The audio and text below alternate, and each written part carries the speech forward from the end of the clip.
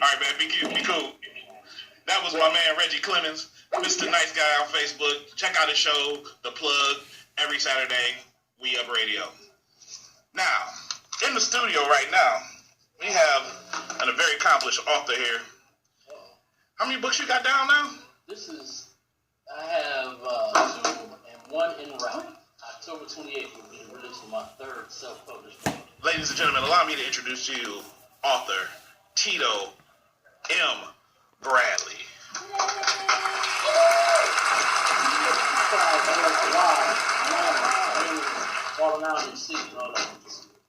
Tito. Yes, sir. What's good, bro? First of all, come bearing gifts. I see that. Yay!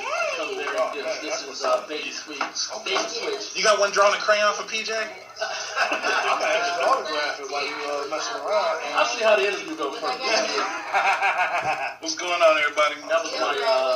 That was released in 2013. And the next book will be out October 28th. It's been 3 years. The wait is over. That's what's up. And this one is called Bait and Switch. Yes, sir. So is this like a true story? No, actually, it's all fiction, but everything in the book is based in Cleveland.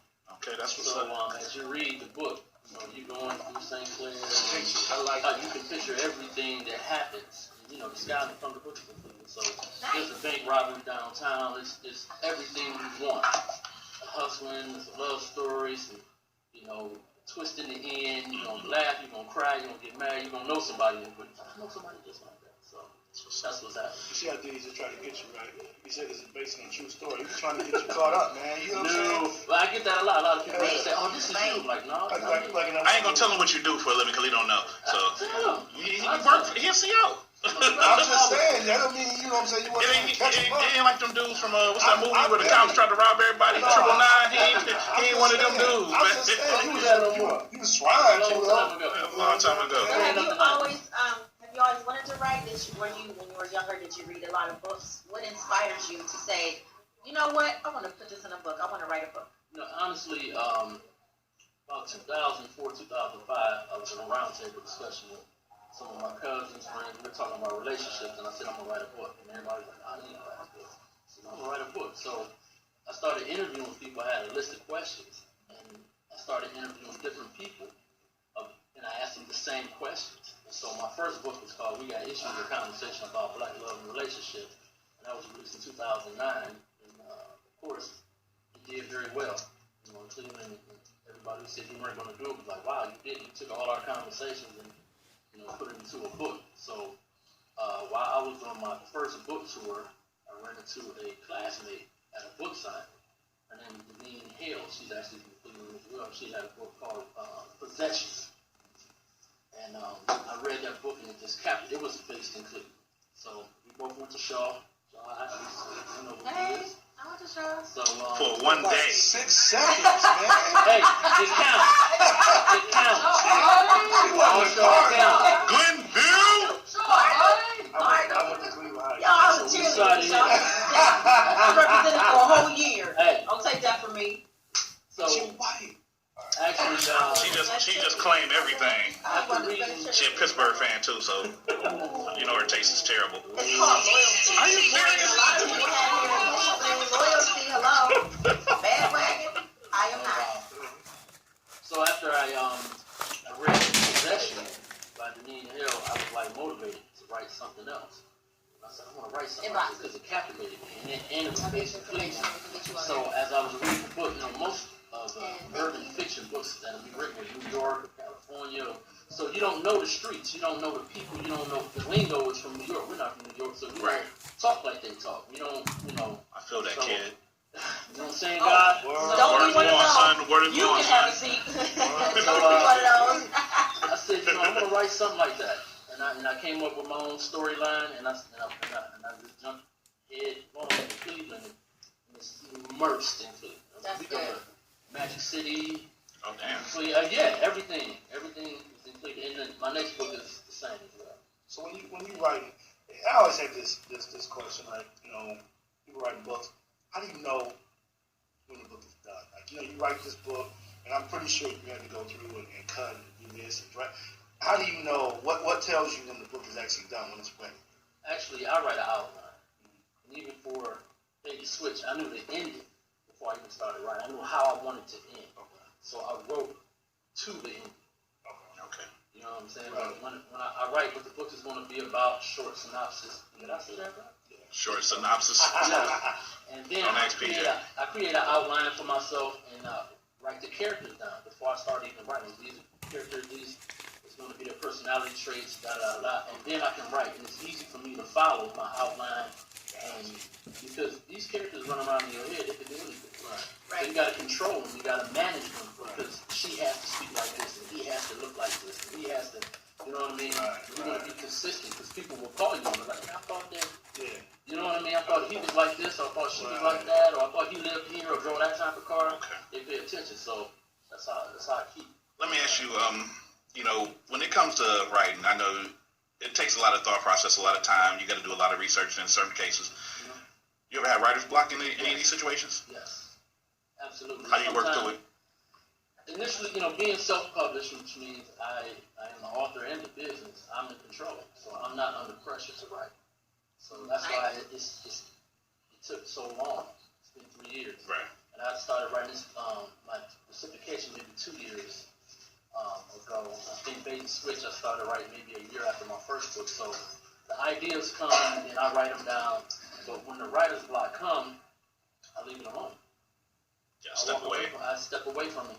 The characters, they will come alive. You'll be in the shower, you'll be at the gym, you'll be riding down the street, and the idea will come up. And you know, sometimes my beautiful wife behind me, I'll wake her up 3 o'clock in the morning and say, hey, what do you think about this? And she'll be like, what? She can get on the mic over here. You know, you can sit down and have a seat and get on the mic. Right here. You know, what do you don't get on the mic? And, she don't want to sit down there. She don't want to do it. So she catches the brunt of it. Like when stuff comes alive, you know, we was on a cruise ship and I was walking, not thinking I said, I could kill somebody. She said, what? I'm writing a book about a serial killer. Like that dude down in Florida. Yeah. Like Mr. Gaylord. Right. He killed Mr. Happy.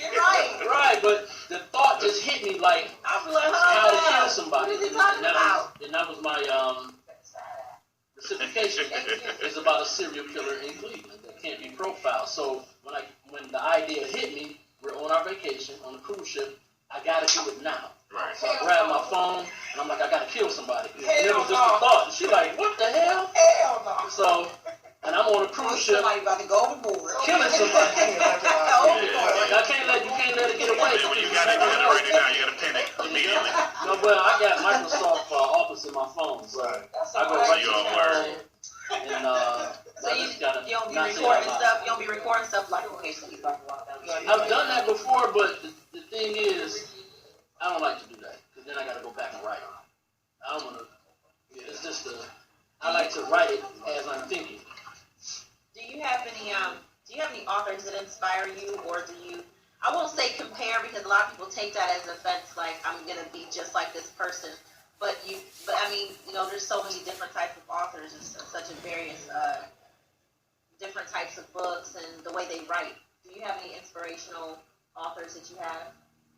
Yes, and yes. Yes and yes. Yes and yes. Yes and yes. And there's the great Robert Beck. I might know him as Iceberg Swim.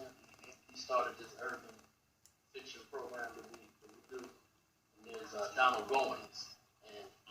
They were like the first ones to do what we're doing and make it, you know, their books became big in the prison system. So that's where it really got big at. But when you read those books, you could see everything they said.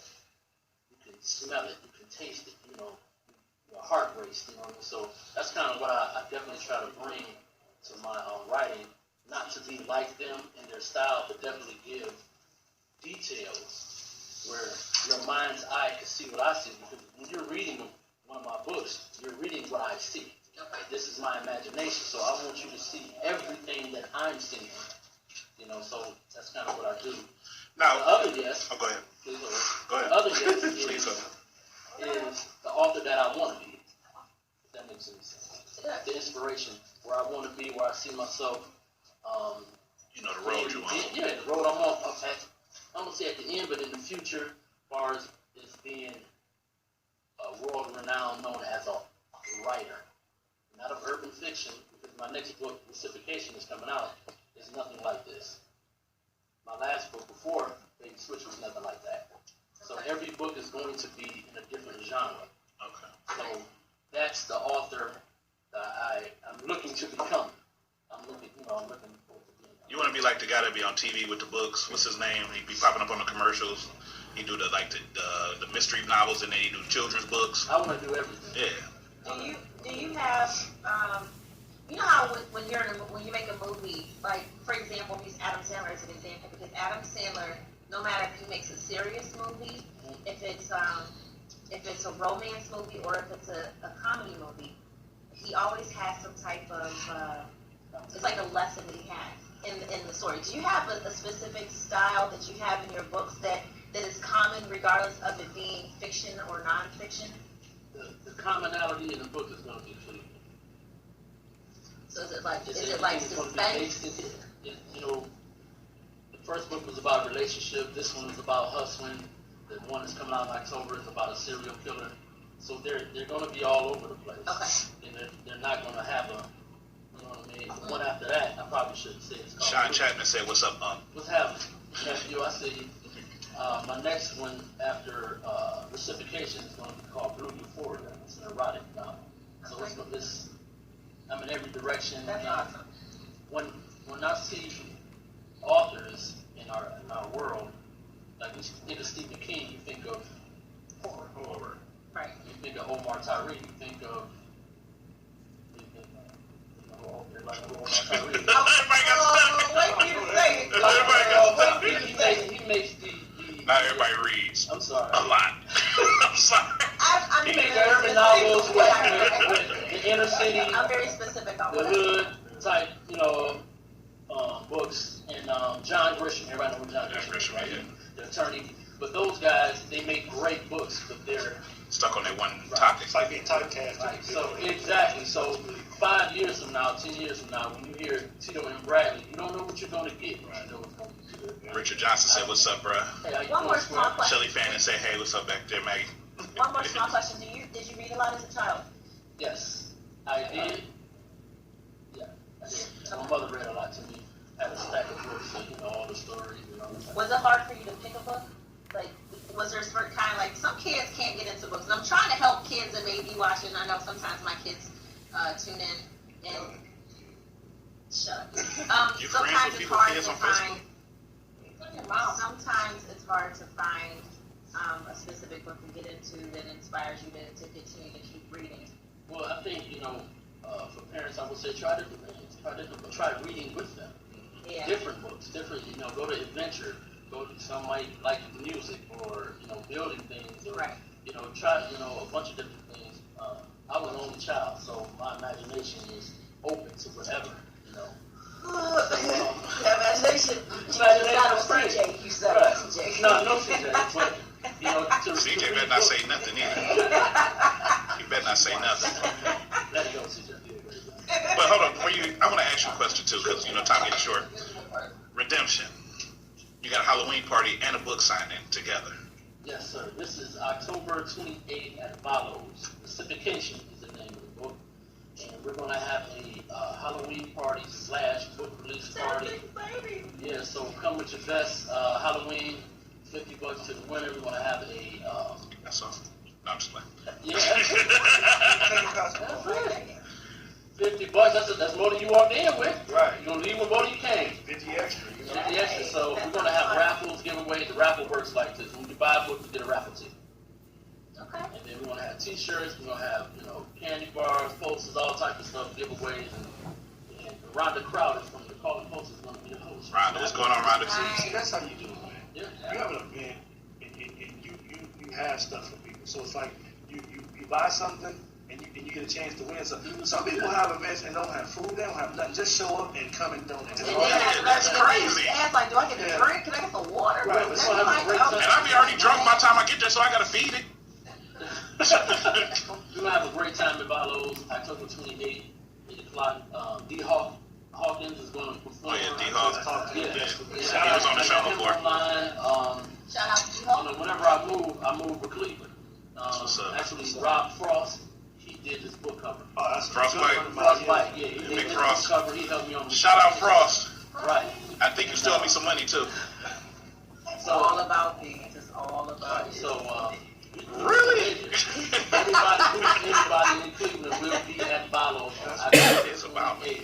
It is going down. That's what's up. So That's nice. I got one more question for you too. I I know, but I can ask a minute question. I know he was like, You know what? No, I got all night. I ain't got to work Right. for 2 hours. We were talking about domestic violence. That's our subject for today. And we wanted to ask. You're gonna ask each of us. I meant to ask Reggie, but I got him off the phone too quick. Put you on the Why? spot. You supposed to be talking No, about my we talked about your book. We still talk about your book, but this is an important subject as a My man. next book. You gonna write up? It's about a serial killer. Okay. No, But go ahead. it's about, we talk about men situations and domestic violence where men have been abused in a situation, whether it be physically or mentally. Yeah. One, have you ever experienced it? And two, how do you feel about a man, because a man is probably not going to say too much about it because it's an ego thing more or a masculinity thing. Tell us your opinion on it. Well, my wife abused me on a regular basis. I feel safe to say it now because I'm in a room full of people. She won't let me eat her food. She gets violent. Oh, we got it on camera. We got it on camera. We got it on camera. You got it here first on the Bible here. He got his ass whooped. Honestly, abuse is wrong no matter where it comes from. Right. And, of course, you would think some people don't want to speak about it, but that's any abuser or person who has been abused don't want to talk about it. It's not about masculinity because it's embarrassing if you're a man or a woman or even a child. It's hard to pull that out because you feel, I'm assuming they feel defenseless and ashamed that they allowed themselves to be abused or they haven't spoken out about it yet. And of course, I heard, I was listening on my way down. Right. There's different forms. There's verbal abuse and financial abuse, and then sexual abuse. And sexual abuse people don't think about, but it's even in married withholding. That's a form of abuse as well on either side, men or women. So abuse can come in, all different forms. Stop abusing people, y'all.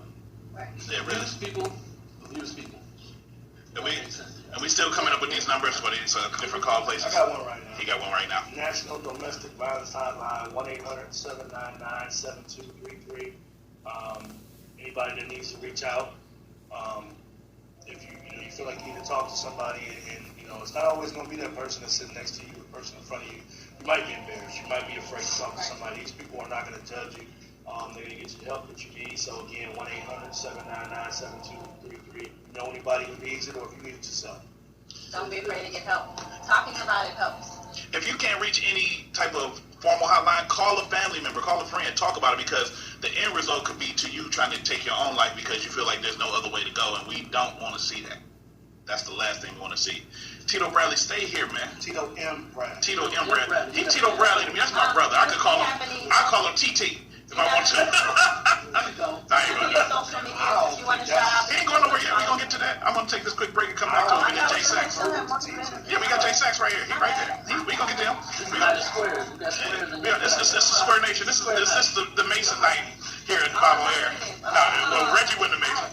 But this is the Vibe on Air, Urban City Radio. Mr.Deeds, Open Mike King, Butter, PJ. We'll be right back in a little bit with some more Tito M. Bradley, the author extraordinaire, and my man Jay Sachs. And CJ sitting over there. He better not say nothing.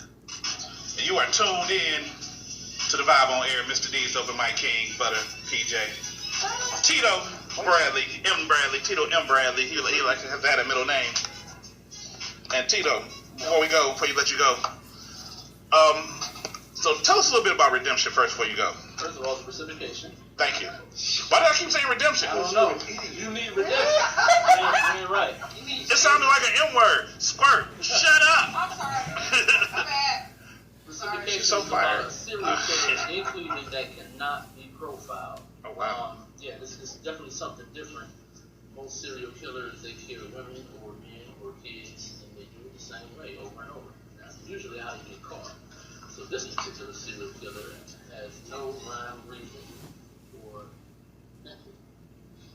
And that's the storyline. You have an older detective, he's old school pen and pad. You have a new fresh detective. She's iPhone and Wi-Fi, and they have their clash, and they're trying to catch this unconventional killer who's running through Cleveland. And before anybody asks, no, it's not based on anything that has ever happened in Cleveland. most people say, is it about? No. It does not resemble anything you ever seen, heard, or read in the newspaper. Now, when you write your characters, are they basically all black? Do white folks in them? I mean, do you ever see butter in one of your books, a white girl? I'll tell you about Baby Switch. Baby Switch, when I did that, they were very descriptive. Each character. Okay. Reciprocation is very different.